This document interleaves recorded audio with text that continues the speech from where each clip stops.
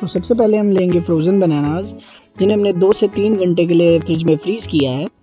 उसके बाद हम इन्हें पील कर लेंगे, या पहले भी आप पील कर सकते हैं इन्हें। इसके बाद हमने एक डबल बॉयलर टेक्निक से पैन में चॉकलेट ली है। एक छोटा पैन है, उसके नीचे एक बड़ा है। तो छोटे पैन में हम डार्क चॉकलेट लेंगे, उसके अंदर थोड़ा कोकोनट ऑयल डाल के उसे अच्छे से मेल्ट करेंगे। मेल्ट करने के बाद इसका एक थिक पेस्ट बन जाएगा, एक थिक फॉर्म बन जाएगी इस चॉकलेट की, जिसे हम यूज़ करेंगे। तो जैसा कि आप लोग देख सकते हो, चॉकलेट का थिक पेस्ट बनना शुरू हो गया है, धीरे धीरे मेल्ट हो रहा है और थोड़ा थोड़ा अभी भी चॉकलेट इसमें रह गया है, तो ये आहिस्ता आहिस्ता मेल्ट हो जाएगा। अब हम एक ब्लेंडर लेंगे और उस ब्लेंडर में हम जो हमारे फ्रोज़न बनानास है वो डालेंगे और उससे अच्छे से ब्लेंड करेंगे।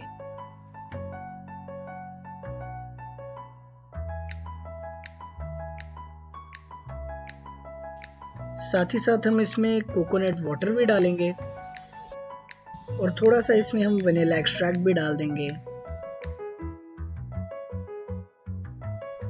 और अब मिठास के लिए हम इसमें थोड़ा सा हनी डालेंगे हमारे टेस्ट के अकॉर्डिंग।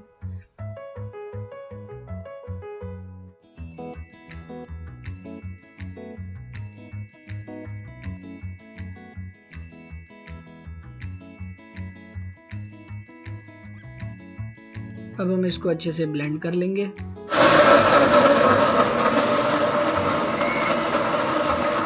तो अब हमने इसे अच्छे से ब्लेंड कर लिया है और ब्लेंड होने के बाद ये कुछ ऐसा दिखेगा, एक थिक सा पेस्ट फॉर्म बन जाएगा।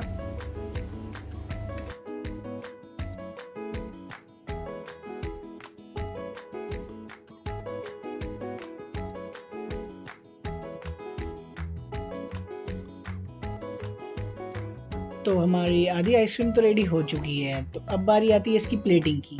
तो प्लेटिंग के लिए हम एक अच्छा सा कोई भी बाउल या फिर कोई भी ग्लास ले लेंगे, आइसक्रीम ग्लास, जिसमें हम इसको अच्छे से फिल करेंगे और इसको अच्छा एक लुक देंगे।